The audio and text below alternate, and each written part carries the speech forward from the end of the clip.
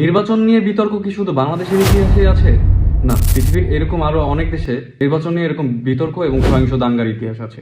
So আমরা আজকে জেনে নিব পৃথিবীর আর কোথায় নির্বাচন নিয়ে সহিংস দাঙ্গা এবং অনেক বড় বিতর্ক হয়েছিল।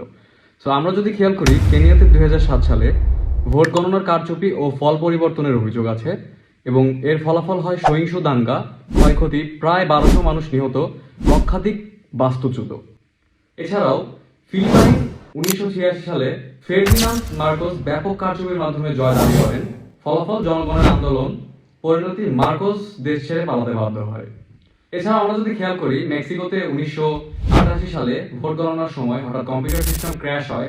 ফলাফল ক্ষমতাসীন পিআরআই দল বিজয়ী হয়। ইতিহাসে পরিচিত the mother of all frauds নামে কুখ্যাত।